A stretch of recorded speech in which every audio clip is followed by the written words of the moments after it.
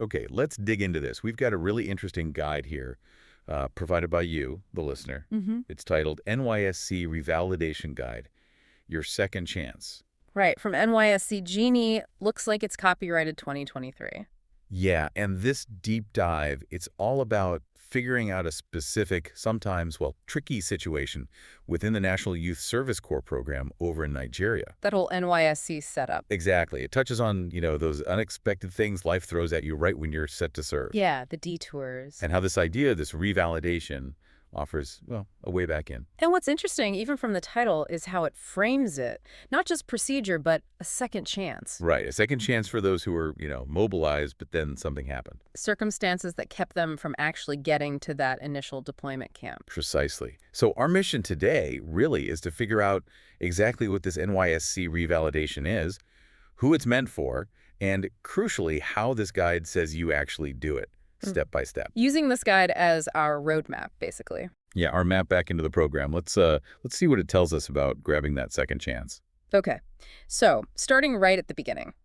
What is NYSC revalidation, according to this guide? Good question. It defines it pretty simply, actually. It says it's the process for PCMs, that's Prospective Corps Members, Right. who were, successfully mobilized for a previous batch, but for whatever reason, they just didn't report to their orientation camp. Ah, okay. So you went through the online registration.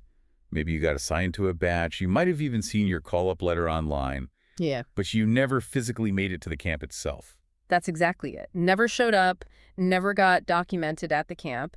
And the guide clarifies revalidation lets you essentially reactivate that registration so you Yeah. can be considered for deployment in a later batch. Without starting the whole sign-up process from scratch. Right. You use your existing details. It's designed as a more streamlined way back if life, knocked you off course temporarily. Okay, that makes a lot of sense. It's kind of like hitting pause on your NYSC journey and then pressing play later on. Pretty much. In the guide, it flags some key things about this process. Yeah, it definitely reinforces that it is that second shot, that opportunity after missing the first camp. It uses your existing NYSC portal profile, which is key, makes you eligible for a future batch. And a point it really stresses, it's presented as a free service from NYSC. Well, free is always good news, definitely. Now, some of this guide seems quite clear on is telling revalidation, apart from something else called remobilization. Yeah. Sounds like that causes some confusion sometimes. What's the difference based on this source? Yeah, that distinction is super important. They're for totally different scenarios. So like we just said, revalidation is for those PCMs. They were mobilized, got the call-up maybe, but did not report to camp. Got it. Never even stepped inside the camp gates, never put on the khaki. Correct. Never started the service year officially. Remobilization, on the other hand, is for Corps members who did start their service, but didn't finish it. Ah, okay. So they went to orientation camp. Maybe they were even posted to their PPA, the place of primary assignment pad. But something happened, and they had to leave the service year early. Okay, so it's started but didn't complete. That's remobilization. Yeah. Never even got to camp to start. That's revalidation. Exactly. And the guide mentions their goals are different too. Precisely. For revalidation, the goal is to get mobilized and deployed for the very first time, just in a later batch. For remobilization, the goal is to finish the remaining time of service they missed from their original service year. Right. The processes are different, too. Revalidation is mostly online, through the portal. Remobilization, that usually involves a more formal application, maybe even needing to visit an NYSC office. Okay. And a big one. Revalidation means you do attend the orientation camp for the new batch you're joining. Remobilization usually means you don't have to repeat camp. Ah, that really clears things up. So if you got the call up but missed camp, this revalidation guide is what you need. If you were already serving or wearing the uniform and had to left midstream, you need to look into remobilization instead. That's the core difference this guide hammers home. All right. So let's focus on revalidation then. Who exactly gets this second chance? Who does the guide say is eligible? It lays out a few specific situations. The most common one, like we touched on, is just being mobilized, but then not being able to attend camp, due to unavoidable personal stuff. Like suddenly no money for transport, or maybe a health emergency or a family crisis pops up.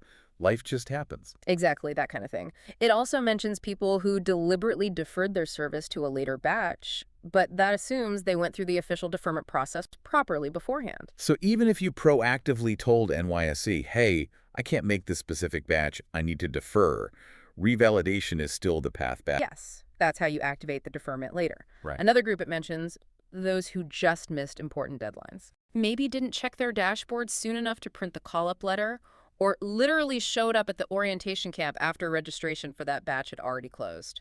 Wow. Timing and just keeping an eye on things is obviously super important. Definitely. What about people who do get to camp but then hit a snag right there at the gate? That too. It says you might be eligible if you got to camp, but they denied you registration right there, usually because you were missing crucial documents.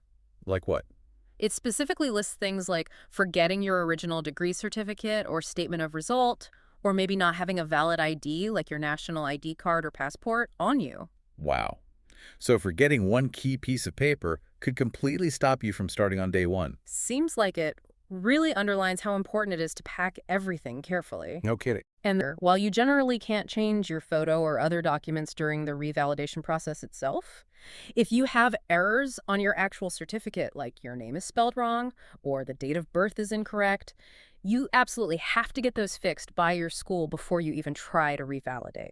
Good heads up. Yeah, so your details match what NYSC already has on file from your institution. Okay, fix certificate problems first. Yeah. Got it.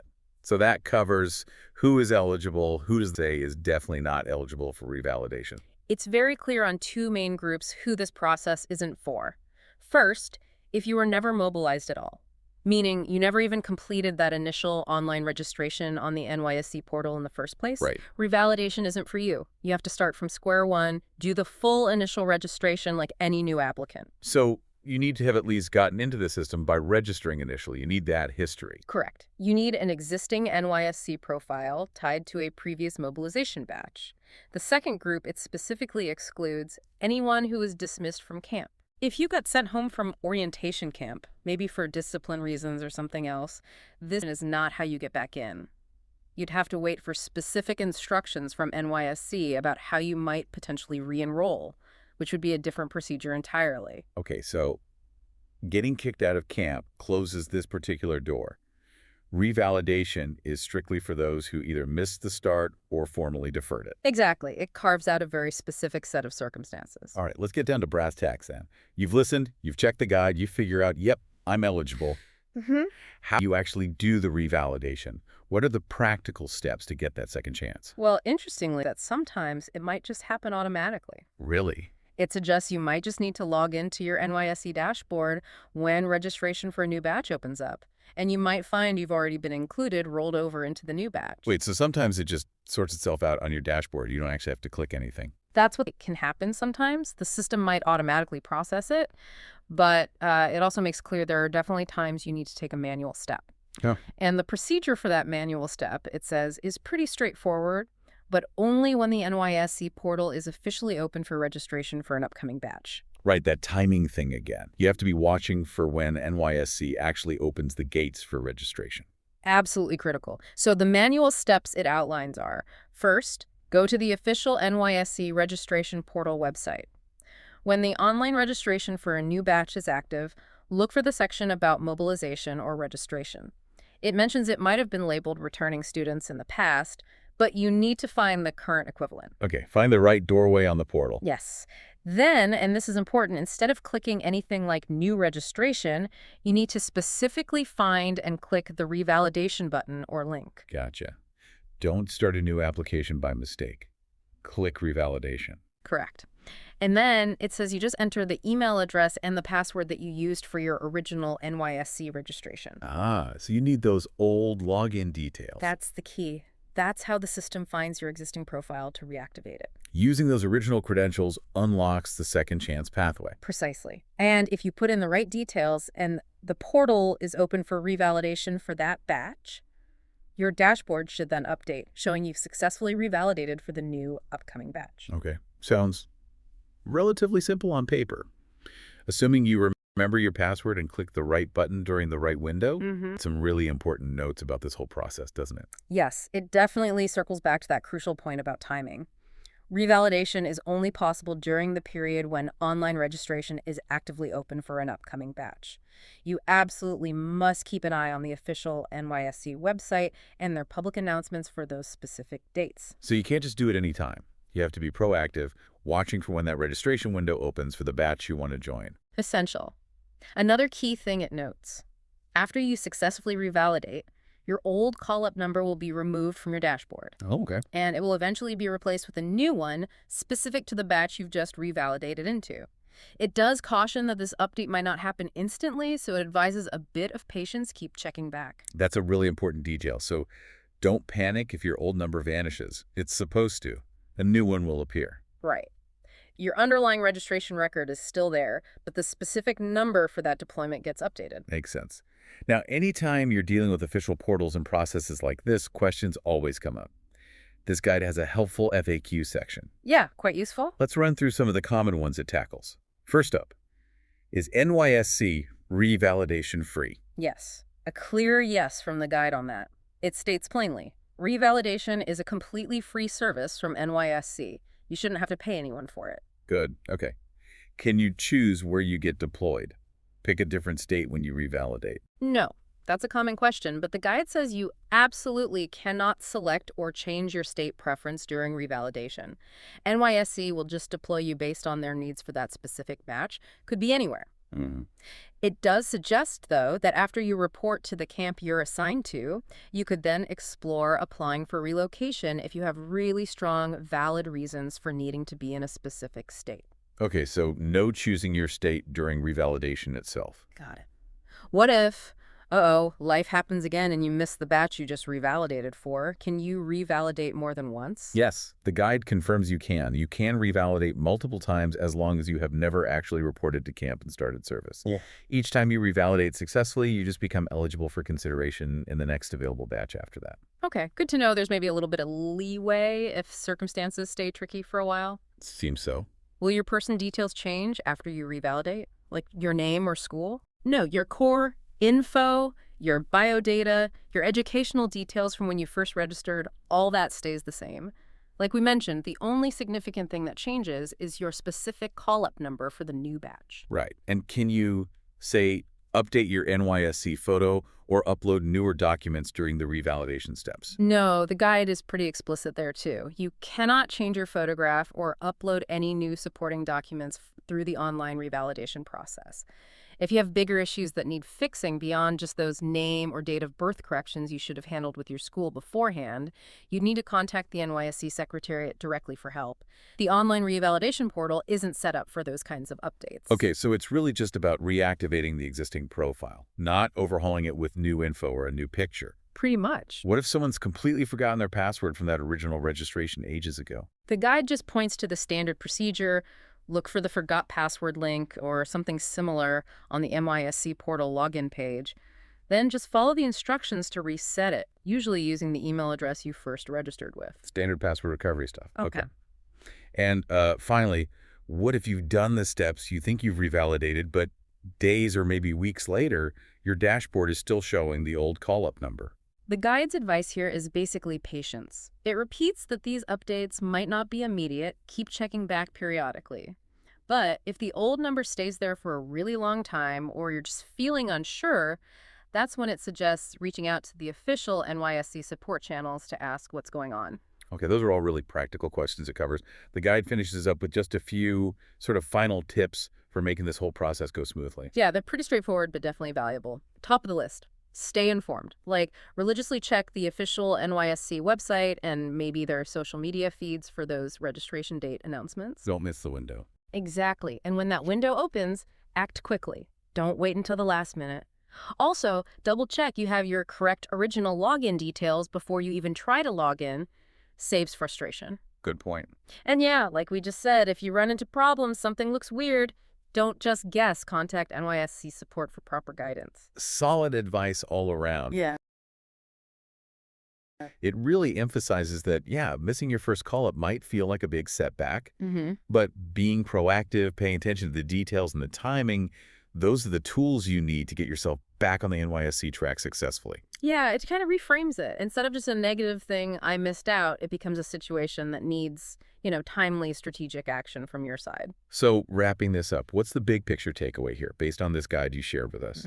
Revalidation, it's not just some obscure technical fix. It's really positioned as a specific, intentional pathway back. A genuine second chance. Yeah, designed for those folks who were all set, mobilized, but just couldn't make it to that first camp deployment for all sorts of reasons. Forgotten papers, money issues, health, family. Right, and it's very different from remobilization. That's for people who started serving but couldn't finish. Completely separate track.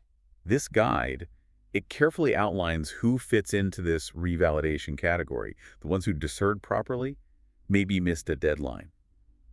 And it's just as clear about who doesn't fit. Like if you never registered initially or if you were actually dismissed from camp. Got it.